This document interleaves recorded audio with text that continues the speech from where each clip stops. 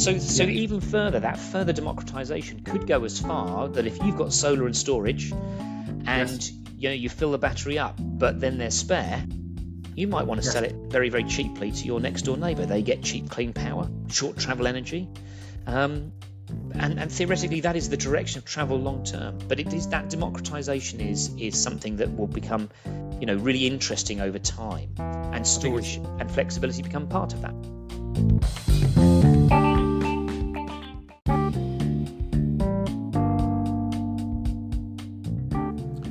Welcome to Rethink What Matters, the podcast dedicated to aligning the economy and ecology with everyone for improved business performance, stronger families, and a greener, cooler planet. And today I'm joined by Graeme Cooper, Global VP at Jacobs, responsible for energy transition and cross-market solutions, and previously Head of Future Markets at National Grid, responsible for the decarbonisation of heat. You can also find Graeme discussing EVs with Chris Harris on Top Gear, one of the most viewed episodes online. And today we're discussing energy storage solutions.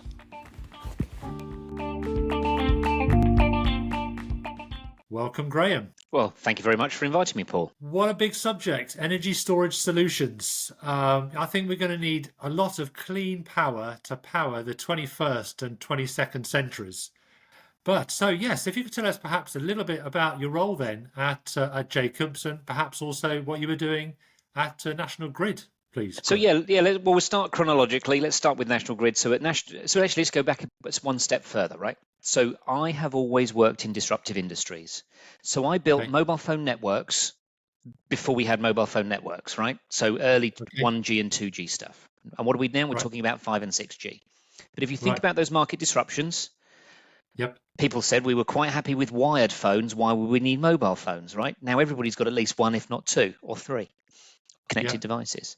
But then that market matures quickly. So I moved on. So I then went into the wind industry, and again, it was full of environmentalists at that time, but we needed to build clean power quickly. So I spent 10 or 11 years building £500 million worth of wind farms in the UK. And again, it was new, cutting edge, hadn't really been done before. And lived through that disruption. But through doing that, you realize that you need to think about the whole system. You can't just plug in renewables and not wonder where the power goes to. So I joined National Grid 5 or 6 years ago, and part of my role was doing two things: looking upstream, what did we need to do to the grid to connect 40 gigawatts of offshore wind by 2030? But conversely, looking downstream, where does that power go? So I led the work on decarbonising both heat and transport. So if you think about it, transport, we've done that by petrol and diesel. Heat, largely 86% of the UK is heated with a gas boiler. So it was, where is that changing? And actually, when you look whole system, the growth in renewables at one end sort of matches the clean demand at the bottom end. So that's what I was doing at National Grid. Now I work for Jacobs in a global role. So my role at National Grid was a UK role. The UK is pretty advanced in this space, not necessarily top of the tree, best in some areas, not quite so good in others. But as a country, the UK's got a pretty good energy system. But now I work for Jacobs. Jacobs is a global engineering company. It's probably about 4 or 5 times bigger than National Grid. National Grid's actually one of my clients. So actually, I'm in that space, which is actually helping that global best practice, because the energy transition is happening to every sector. I mean, let's think about cars. Is decarbonising transport a transport problem? Actually, it's not. It's an energy and power problem. So I sit in energy and power, and I'm trying to make sure that, and the cross-market bit of my title is really about joining the dots between heat, energy and power, transport, energy and power, and clean technologies. And what does that mean to the existing energy system? So that's what I do. And we're very active in multiple places. You're talking to me I'm in the US right now, because one of the dirtiest and high emitters on the planet, but also at least some drive through Joe Biden's IRA, the Inflation Reduction Act, to actually move very, very quickly. So yes, an interesting space. Okay. Could you give us a bit of a feel then on energy storage solutions today? Where are they? Where have they come from? Just what are the challenges?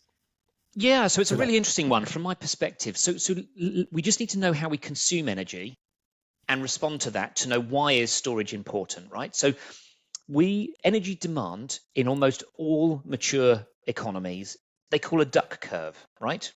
So if you imagine, middle of the night, demand's very low. Most people wake up as the sun comes up and have breakfast, so demand goes up. Then we all go off to work and school. Demand dips in the middle of the day, so that's the middle of the duck's back. The peak in the morning is the tail of the duck. We all go to work and school in the middle of the day, so demand drops a bit. And then we all come home 5, 6 o'clock, cook, heat, shower, clean. Demand goes up. That's the head of the duck. And then as we roll into night, the demand drops off. So they call it the duck curve. So how has that energy been met historically? So consumers just consume, and the power system has to turn up and turn down to meet that demand. Now, in the days we have been in, you just put more coal in a furnace, heat more water, generate more electricity, or turn up the gas, burn more gas, heat more water, generate more electricity. So the energy system has turned up and turned down to meet demand. But in the world we're moving into, where we can no longer burn things to make power, we have wind, and wind, as we know, runs when the wind blows, and solar works when the sun shines. So what we have is we have some variability in the way power's being generated. Additionally, we can actually do some clever stuff at home around turning stuff on and turning stuff off. So up until now, energy's done to us, right? We're a passive consumer of energy. But actually, through things like smart meters and time of use tariffs, we can participate in the energy system now. So for example, my electric car goes through a smart charger and a smart meter. So it only charges when the grid is clean and cheap. Now, actually, that coincides when the energy system demand is low, right? So to some extent, the way energy demand is met is changing. But what that now means is, what do we do when the wind doesn't blow? What do we do when the sun doesn't shine? What do we do between summer and winter, right? And winter and back to summer. So, often the argument, and it will come from an armchair expert, is, well, you're building all these wind farms, but the wind doesn't always blow, like it's a surprise to the energy system, right? But at the same time, demand doesn't always happen. So what we've got is a really interesting situation. Energy storage has actually been around for a long time. In the UK, when we first got nuclear power, late 60s, early 70s, nuclear power stations are either on or they're off. You can't really turn them up or turn them down. They call it base load. They're just on, right? But obviously through that duck curve, we use more in the day and we use less overnight. So, I'm of a certain age, I'm 49. I remember people having economy 7 late night storage heaters, right? And actually that was storage in the form of heat to dump spare electricity that wasn't being consumed in the middle of the night, right? So that's one way we've seen storage historically. The other one is, on a power system point of view, Paul, we've got Dinorwig. If you've ever been on the tourist trail in Wales, they call it Energy Mountain. So as I alluded to before, nuclear can't really be turned up and turned down. And it takes a little bit of time to turn a gas-fired power station or coal power station up or down. So what happens in that short period between turning it up and turning it down and seeing the electricity? You need a fast response. So actually what we have in the UK, some in Scotland and in Wales, is a big dam at the top, stored kinetic energy in water, and a big lake at the bottom. And basically, when we all turn on the TV to watch EastEnders at 7 o'clock, the system opens a big valve, the water rushes down a pipe, turns a turbine, and deals with that short squirt, that demand in energy, whilst the rest of the energy system catches up. So we've done storage both locally at home, late night storage, economy 7, and we've also done it at a system level, big grid, but that's being done by big water. And that's so energy storage really isn't new, but there's more reason to value it. Understood. It's essentially sunny and windy somewhere in the world all of the time. I guess the question is, what is the longest submarine cable that exists today? I think one of the longest interconnectors, which is powered on in the next couple of days, actually, or a couple of weeks, is Yeah, National Grid's Viking link, which goes right. between the UK and Denmark.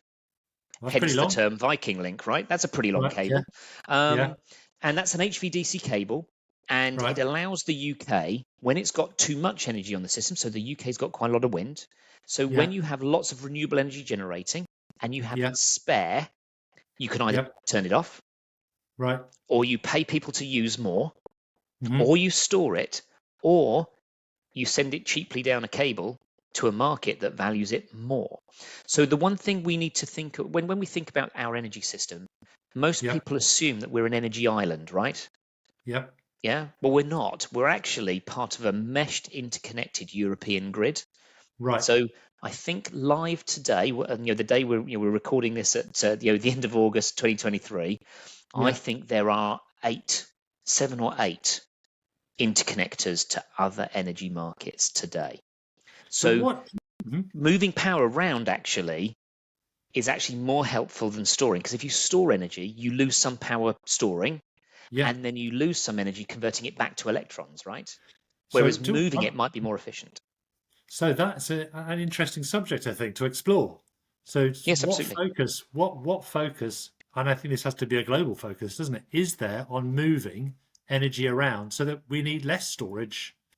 Yeah, you're absolutely right. I mean, there's a couple of things that we ought to pick up on, right? So there are some really interesting public domain projects that you can see. So there are a number of geothermal projects in Iceland. The one thing they've got is hot rocks, hot water, right? Yep. But Iceland uses a tiny amount of electricity. Don't forget Iceland is what is broadly the size of the Isle of Wight and a population the size of Wokingham, right? So it's not a huge demand. There's not a huge amount of industry happens in Iceland. So is some exploration on using geothermal to make clean power in Iceland, and then run that almost due south to the UK. Right. So moving power where it's abundant and cheap to where it's valued, that's happening. The other one is, if we think about let's use solar as an example. So there's a project that you can find publicly if you Google, called Xlinks. Now, Right. this is using part of the Moroccan desert, right? If you've ever been to the Moroccan desert, I haven't, but Discovery Channel gets you everywhere. Yep. It's a very, very dry, very, very sunny place, but nothing very much happens there.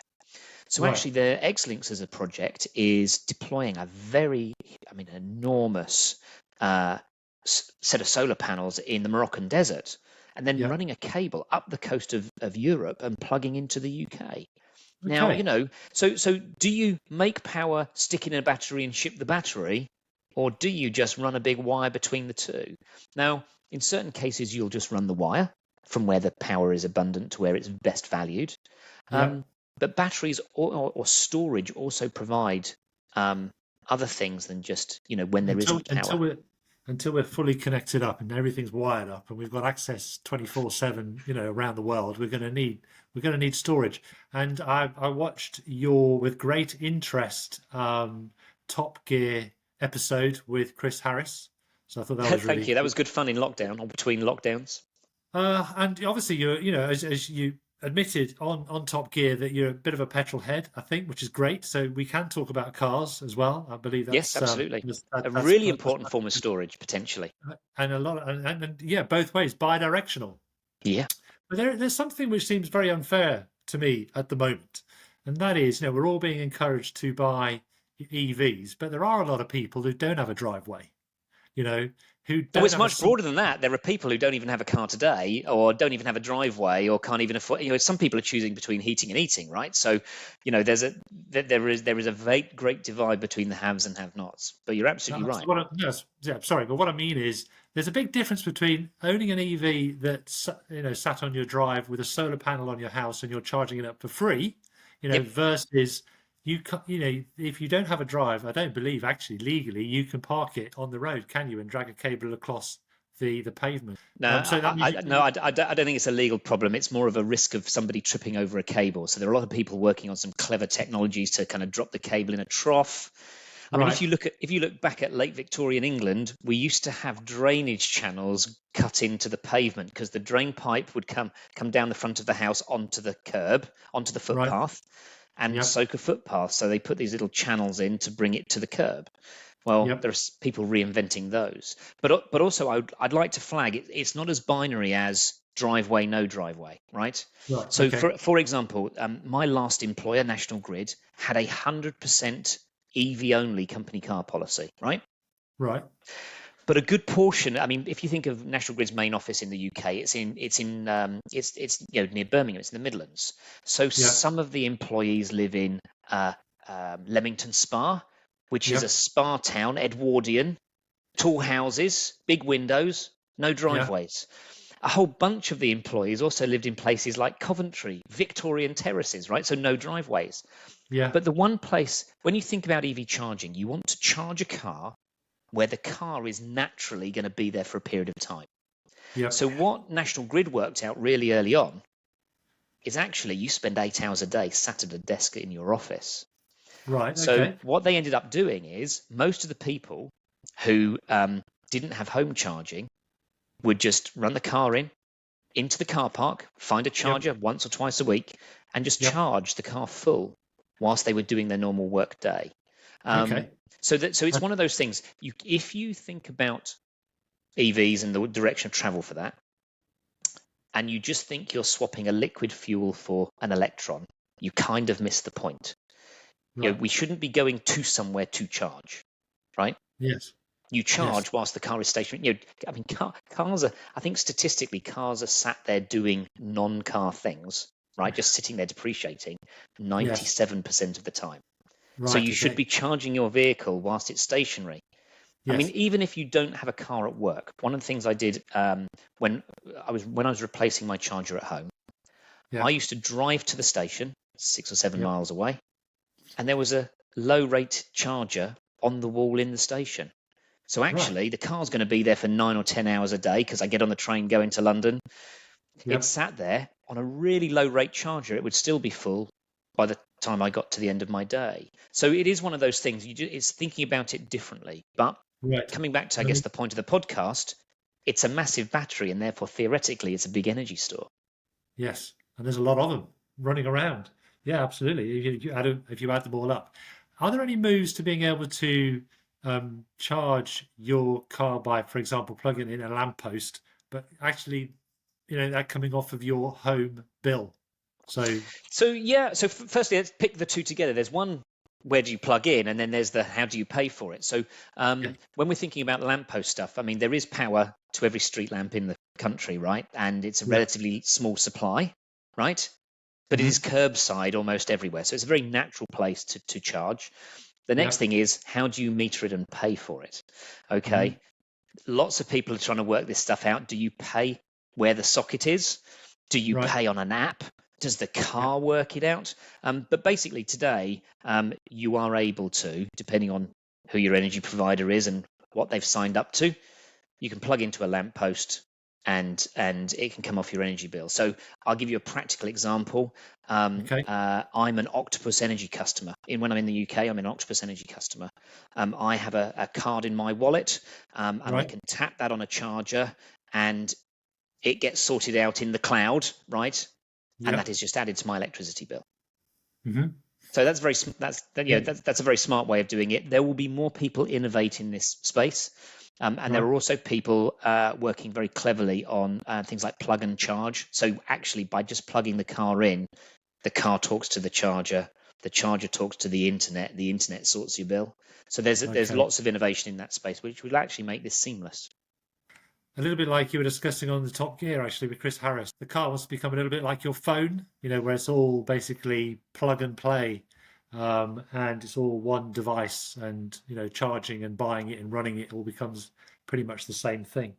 Yeah, absolutely. I mean, just by building on that, Paul, it's a really interesting one, right? So often people assume because I'm in the energy space that I'm really geeky about energy. I am not. I don't have the time to be geeky. So actually, I outsource the geekiness to my mobile phone. I'll give you a real world example. So I have in my driveway an Indra Smart Pioneer charger. Right. There are other chargers that do smart as well, right? So this is not about a brand there, but that's what I have in my driveway. And actually, by the nature of what it does, it looks to a little secret code in the internet, an API signal, which is how dirty is the energy system right now, and how dirty is it looking forward. And it also looks to my energy provider, which in this case is Octopus, but other people do smart tariffs, for a price signal. When is it more expensive and when is it cheaper? So all I say to my app is I want the car to be full by 7 in the morning, because that's when I leave for work. Right. But I only want you to fill it with the cheapest and cleanest energy. Right. And the app works it out, right? So I'm not going out saying, oh, it's 3 minutes to midnight. Power must be cheap now and charging. No. I've outsourced the geekiness. So when we think about the energy transition we're on, this is not about saying to people, you have to learn how this stuff works. Right. This is just about finding an ease of use to do it. In the same way, energy storage is likely to go down the same route. You're not going to say jump leads from a solar panel to a battery, and when the battery's full, I unplug the jump leads and take that to the car and put the jump leads on the car. And right, there's a lot of smart tech that is enabled by the digital devices around us to allow us to be prosumers, to democratize energy, to allow this to happen in sort of real time, but without us having to take time to do it. These are the two things then, really, isn't it? It's a democratization of energy, so being able to choose your energy supplier and how clean and green your energy is, and the smart switching. So everything, switching in and out as demand and supply dictates. Absolutely. And, making sure well, actually, Paul, it probably builds even on from that. So theoretically, just hypothesize, 3 or 4 years' time. Yeah. So firstly, for your entire life, you've had energy done to you, right? You just read your meter, you submit your numbers, you get a bill. You don't really see where you use it, waste it, right? Yeah. So smart meters allow you to see what you're using and when, and your retailer can do that. So the first step is it allows you to have a time of use tariff. So, a bit like Economy 7 back in the day, but it's a bit more dynamic than that now, right? So on a really windy day, it signals that the price is cheap and you'll, charge the car full. You'll run your tumble dryer, all those sort of bits and pieces, or put it in a battery. And then if it's a low wind day or a high demand time where there's more scarcity and the price goes up or the grid is dirtier, you might not top the car up today because it'll tell you that there's enough for you to do tomorrow, right? Or you might choose to put the laundry on tomorrow, not today, right? Yeah. But then the other piece here is up until now, till recently, you've not been able to, you're not a power station, but if you have a roof or a garden, you can generate your own power through solar. So this is even beyond. So you've got some customer choice about what you use and when. You've got some customer choice around who you buy from and where do they source that power. But you can be a participant yourself because you can generate the power, right? But theoretically, within the next couple of years, if you have a roof full of solar, but you're not using any because you've gone out to the office or gone for 2 weeks holiday, why shouldn't you be able to sell that very cheaply to your next door neighbour who doesn't? Brilliant. Now, actually, the tech theoretically is there already. That's sort of almost like the, in the same way that you can do a cryptocurrency. Yes. Yeah, you can. It's just ones and zeros. Yes. Energy is the same. So even further, that further democratization could go as far that if you've got solar and storage, and you fill the battery up, but then there's spare, you might want to sell it very, very cheaply to your next door neighbour. They get cheap, clean power, short travel energy, and theoretically that is the direction of travel long term. But it is that democratization is something that will become, really interesting over time, and storage and flexibility become part of that. I think this whole transition to our new 21st, 22nd century is really driven by customer choice driving the supply chain. The signals. But I also think, I think there's a supply chain. Excuse me, Paul. I think there's a couple of things here that the drivers are actually numerous. So there's the ability that we want more things, right? We want more electrical things. We want to stop burning stuff as consumers, right? And we're being driven from that. But also, if we think about it, this is a sort of country level, grid level. Up until 2018, the dirtiest thing we did was make power. Right. Yeah, coal and gas-fired power stations principally. Yeah. After 2018, because of the growth in wind farms and closure of some early coal plants, right? The grid is now the second dirtiest thing we do as a country, right? The energy system. Yeah. Transport is. It's not because transport has got dirtier. It's just that the energy system's getting cleaner quicker, right? Yeah. Yeah. So if we think about it, decarbonising heat and decarbonising transport are going to be really important, right? Because it's the the dirtiest thing we do is move. The second dirtiest thing we do is heat, right? Yeah.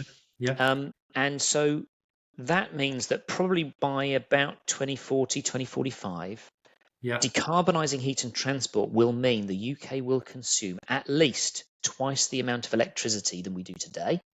Right. Yeah. To be able to do that, we need 4 times the amount of clean generation than we have today. Yes, because the wind doesn't always blow, sun doesn't always shine, right? Yeah. Yeah. And then be able to move that around, we will need twice the grid capacity than we have today. Now, that's not necessarily twice as many wires. We just might have to have some thicker wires, right? Right. Okay. But that 2 times, 4 times, 2 times, so twice the demand, 4 times the amount of clean generation, meaning twice the grid, is actually predicated on smart forecasting of when renewables are going to be there.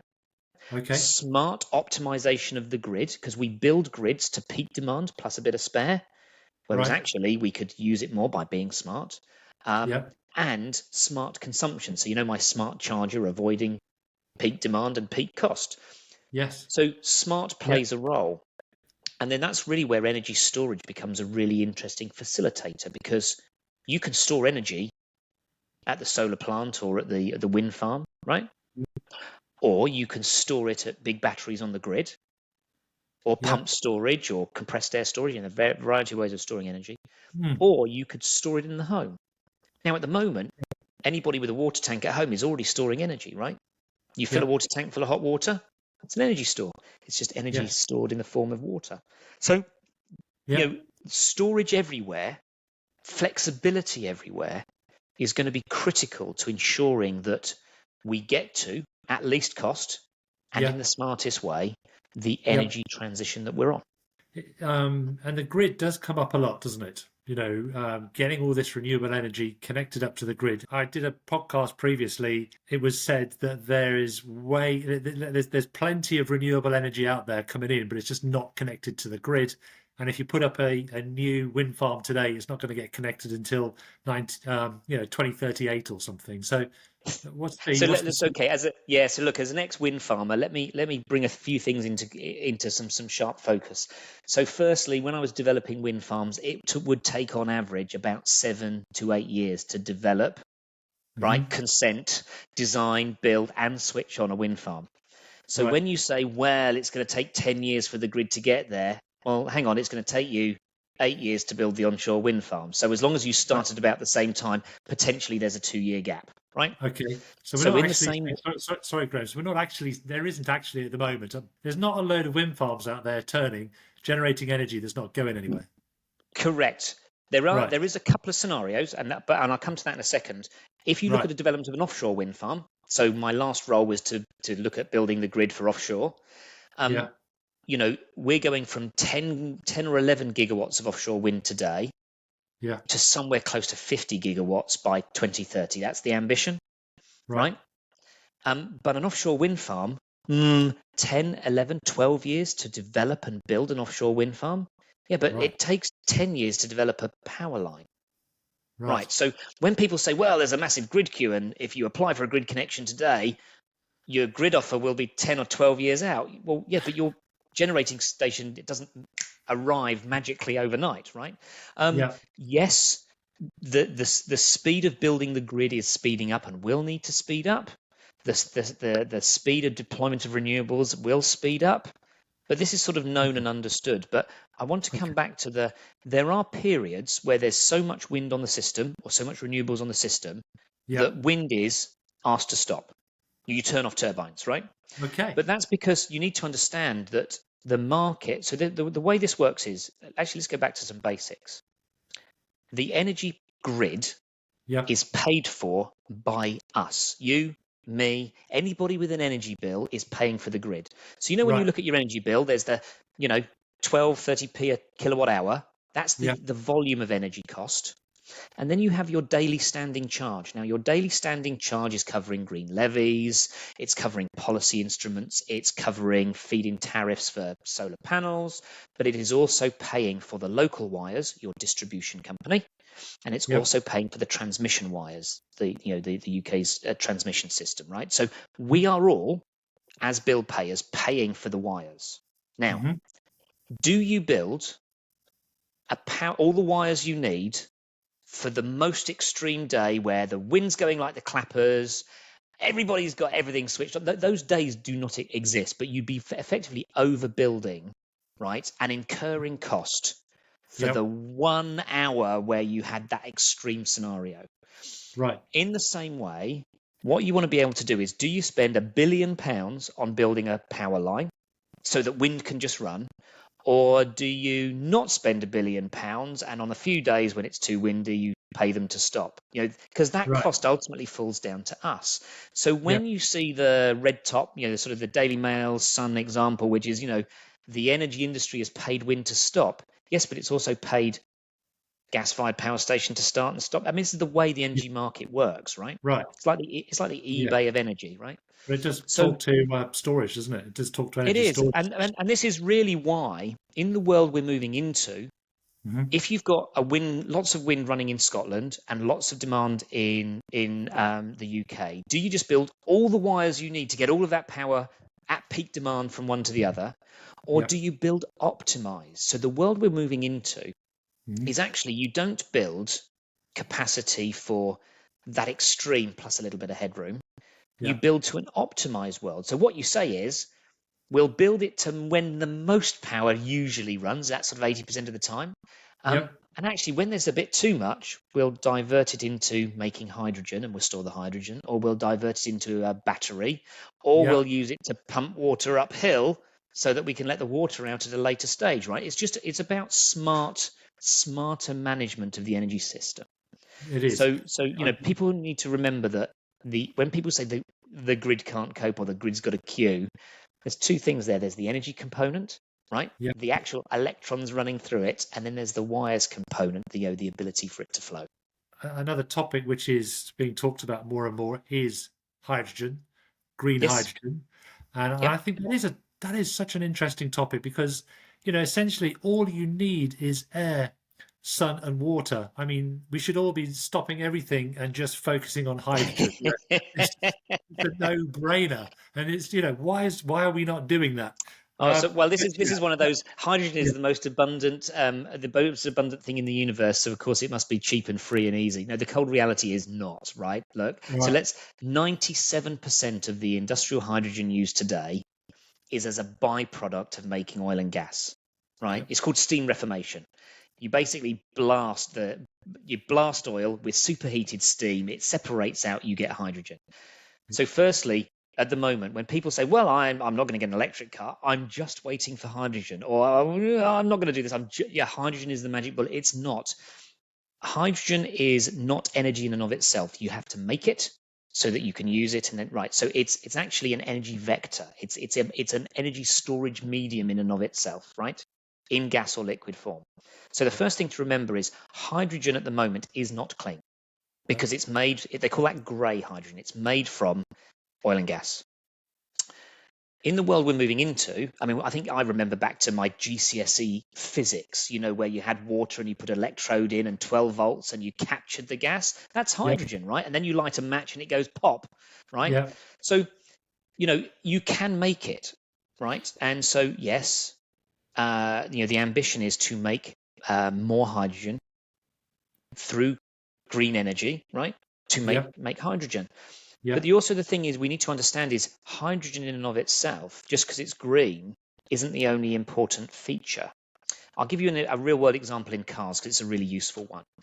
Because you have to make hydrogen, and in and of itself, in the conversion to make it, and the conversion back to electricity through a fuel cell, you lose efficiency. So if you did 1 mile in a battery car, and you had to generate the power, let's say 1 unit of energy to do 1 mile, you would need 4 and a bit units of an energy to make hydrogen, to put it into the hydrogen fuel cell car, to drive the same car the same mile. Yeah. So Makes no theoretically, sense. you would Makes say sense. you'd have to make 4 times the amount of clean energy Yeah. if we just went for hydrogen cars. Now, please don't take my comment to be anti-hydrogen, right? No, okay. Broadly, the direction of travel is if you can electrify it, electrify it. Yes. And where you can't, you use hydrogen and you make Yes. sure that hydrogen is clean. Yeah. And so, you know, I guess Yeah. like all these things, it's the right fuel, Yeah. right application at Yeah. the right time is important. Yeah. But green hydrogen could be actually part of the balancing system, right? Yeah. Because I've seen power plants in development now, and if you read their planning permissions, you can see that they've hived off a little area in their plan for potential and electrolyzer and storage. Right. And that's because, we talked earlier on about nuclear being either on or off. It's not very flexible. But what if power demand was dropping and you don't want to switch a nuclear power station off? You want to be able to turn it down. Well, you can't turn it down really. So why don't you just divert the power into an electrolyzer, make into hydrogen and store it, right? Yeah. There are people exploring it as a change of phase, right? Change of energy vector, or storing it today and then converting it back tomorrow, right? All of these things are possible, and this is driving lots of innovation. But what we mustn't be is that polarization. It's not electricity or hydrogen. It is truly the right application of the right fuel at the right time. I think and I think it is going to all work itself out, isn't it? I mean, I think if you've got a wind turbine generating electricity, you may as well put that electricity directly into the battery rather than convert it into hydrogen, store it, and then convert it back into electricity and stick. Exactly. Exactly. But an interesting run around fuel cells, right? So I had a Toyota Mirai fuel cell car. When I worked at National Grid, I had access to one. I used one. Yeah. What's really interesting in that space is it's the first vehicle that I've had that had a use-by date. So if ever you get the chance to see a hydrogen fuel cell car, just ask them to open the fuel filler flap. There's a date. And actually the date is driven because you're pumping up a steel lozenge, right? A gas tank under the car. Yeah. You're filling it up, pressurizing it, and then you're letting it out as it goes through the fuel cell. You're pressurizing it. So it fatigues over time and it becomes uninsurable. So it's one of those things that I've never had a car with a use-by date. That was a useful one for me. But but in the same way, nothing is guilt-free. There are clever boffins working on alternative metals and the chemistries. There is a role for fuel cells, but it's only when electrification doesn't get you there, right? I mean, I'll at the start of this interview, I said, I built mobile phone networks back in the old days, right? Before we had SMS and picture phones. Yeah. Right. I built on a hillside a remote mobile phone mast that was powered by a hydrogen fuel cell. And that must have been 25 years ago in my past, right? So that was the right application because you're not going to run a cable miles and miles and miles and miles and miles just to run a mobile phone mast, right? So there is, I come back to my comment, which was in all of these things, you need to look at the right fuel for the right application of that fuel at the right time. In the same way, it's like today, you can buy an electric car, you can run an electric car today. Yes. You can just about buy an electric truck, but they're a little bit behind. That doesn't mean they won't go there, but it's just, it'll be a few more years before that becomes the default solution. I mean, 20% of new car sales in the UK right now are electric cars. Right. This is happening quite quickly, but in the same way, the move away from boilers to heat pumps, the move from diesel trucks to compressed natural gas and then onto battery or hydrogen, these things are all coming in time. Yes, absolutely. And do you think that legislation is driving that mainly, or do you think the market is driving itself? It wants to help clean up the world. Oh, so it's a really interesting one. So I spent a lot of time working with government legislators, policymakers, and regulators, right? It's what I do a lot of in my time. And the argument, there's a number of arguments, which is, government just should tell everybody what they're going to get, right? And make it so. They don't. But in the same time, you can't just say, well, market will fix everything because it needs a direction of travel. So actually what you end up getting is what industry needs, what business needs is just certainty. So this is why what you start to see in the policy landscape is the UK government has not said everybody has to have an EV. What they've said is you can't buy a brand new petrol or diesel car from 2030. Mm-hmm. Now, the car industry says, right, now I've got certainty that I can't sell in the UK and lots of the European market a petrol or diesel car from 2030 or 2035, depending on where you are, or even 2025 if you're in Norway, right? What you have is policy certainty. Right. And then you allow the market to deliver. So when your comment is, well, is this a failure of legislation or a failure of policy, or is it a failure of regulation? It's not a failure of any of those things. What you kind of need to get to a point is de-risk, or create certainty, right? It's not about picking a winning technology, because if you try and pick a winning technology, you stifle innovation. But at the same time, you do need to have a direction of travel that says, well, you can't do the thing we're trying to stop you to do, right? Right. So in real world terms, no one's going to come and knock on your door, Paul, in December the 29th, 2029, and say, excuse me, sir, you still own a petrol diesel car, give me the keys. No, you'll just use the car till it dies of old age and high mileage, right? Yeah. But if you buy new cars, you just won't be able to buy a petrol or diesel one after 2030. So this is a change in direction. And I want to make one comment, which is we've seen this before, but maybe you don't know it. I'll use the example. So, it's running into the evening where you are. It's lunchtime where I am, but it's running into the evening where you are, and I can see that you have a light on, right? Yep. So I think it was about 12 or 13 years ago, Europe legislated to ban the sale of the incandescent bulb, the filament light bulb. Yes. And everybody was up in arms. You can't tell me I'm going to have to sit in the dark. Rah, rah, rah. Right. So what they said is, no, you'll just not be able to make and sell them after a date, right? Right. Yes. So we all look back and think, well, look, those really early compact fluorescent bulbs were a bit expensive, and you switched them on. They took a bit of time to warm up, right? Those were early adopters, really early adopters. But if we think about it now, nearly every bulb, I suspect, in your house is an LED, right? Right. Yes. So are you in a bad place because of that change? No, you still have light. Do you go into B&Q or wherever you buy your light bulb and say, hello, can I have a really climate-friendly, eco-efficient, light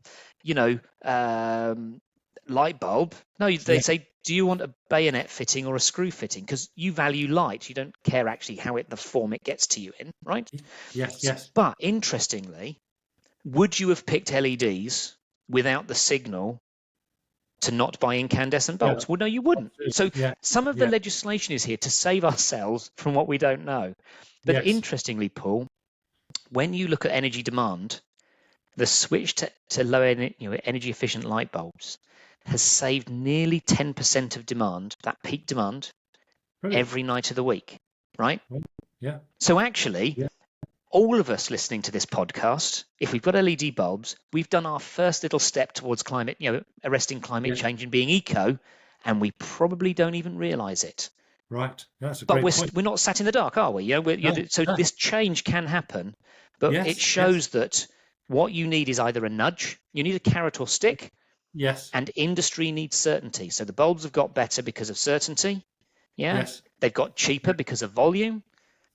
Now the cleaner, greener stuff is the default. So, on this journey to net zero and climate, and responding to climate change, doesn't mean that we're going to be sitting in caves in loincloths in the dark, sucking on grass, right? This is a transition of which you can fit, and many of the things we can fix now. So is actually the answer going to be that we all just generate our own local electricity and share it amongst our neighbours? Is that really the way this is going to work? So I'm going to say yes, but no. Okay, quite a politician's answer, but let me just justify that. Distributed energy, which is what locally, solar on your roof or a small solar in the local village supplying it, right? That's really important. We will need to do that. But at the same time, earlier in the conversation, I said the UK is going to double the amount of consumption, need 4 times the amount of clean generation and twice the grid. Okay, we will consume more power, and we don't have enough roofs and garden space to do that. So actually, we will need to do big offshore wind and more of it, because the windiest place in Europe is the UK, and the windiest place in the UK is the sea, right? In the same way, you put solar on roofs, you can put it in fields. you'll do big commercial stuff because we need to use more, but we will do less of that, right? Yeah. Because we can generate some ourselves. So a lot of people in the distributed energy space will kind of go, well, you do solar, you don't need the grid. Well, actually, if you ask them, you do need the grid because the inverter doesn't work unless you're plugged into the grid, right? In most cases, right? So it's not either or, it's Okay. and. Right? Right. So locally generated short travel energy and potentially in the future the ability to sell your spare to your next door neighbor cheaply, that's Yeah. coming. But it Right. doesn't mean that you won't do big offshore, big interconnectors, big wind farms onshore, big solar. Those things will still need it. So it's definitely an and, it's not an either or. Okay. And we have discussed batteries and we have discussed green hydrogen as the two, I suppose, primary energy storage solutions. But just out of interest, is there anything else on the horizon that we ought to be looking at? There's lots. Yeah, there's lots. So we see gravity energy. So disused mine shafts with a big weight where the lift used to be, around a flywheel, right? So gravity kinetic energy. Sorry, Graeme, There but are people.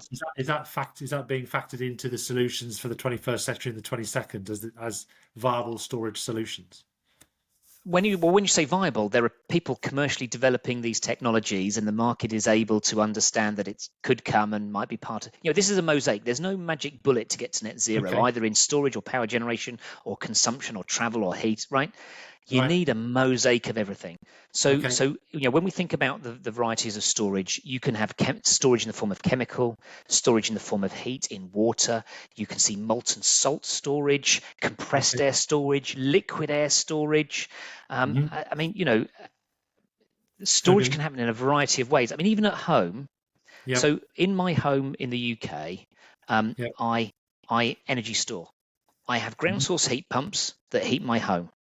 Yep. And the biggest demand in my home is heating hot water for heating and for the hot tap. Yep. So I just installed a large water tank. Yes, the same as a 3-drawer filing cabinet. That's 300 litres worth of storage. But it means my heat pumps only run off peak. Mm-hmm. So actually, when we think about storage, most people immediately think of a battery. Yes, but actually, those of us who have a water tank at home are already storing energy in the water tank. We're just storing it in the form that we're going to use it, which is heat. Okay. So I think it's one of those things that any ability to store energy, it comes back to that right application, right time. Right. Yeah. Yeah. So and that comes in a variety of forms. I mean, even things like tidal barrages, right? The moon, sun goes around the the Earth goes around the sun, the moon goes around the Earth. We have tides. Yes. So one of the easiest ways is that when the tide comes in, you hold it, you let the tide go out, and you let the water out through a turbine, right? So tidal barrages, you would never put all of your money on one technology. The answer is, if there's an opportunity to store energy, does it work? Does it work economically? Is it compatible with the need for storage? And does it work right now, or will it work in the future? And if it does, we will have storage or flexibility in many forms in many, many places. Thanks very much, Graeme, for your time on this podcast and helping us to understand energy storage solutions today, and what our energy storage solutions are going to be tomorrow, and the challenges in delivering those energy storage solutions, and helping us all to have a much better understanding of how we are going to be using energy in the future as well. So thanks very much, Graeme. Paul, thank you very much. Look, it's a massive subject. People don't often know or care what happens behind the light switch, but there's a lot of really clever people, a lot of really clever folks working on the solutions, which will ensure that the grid gets cleaner and greener, the air gets cleaner, that we have a fighting chance of saving the planet, but we will do it in a way that doesn't mean we have to fundamentally change our lifestyles.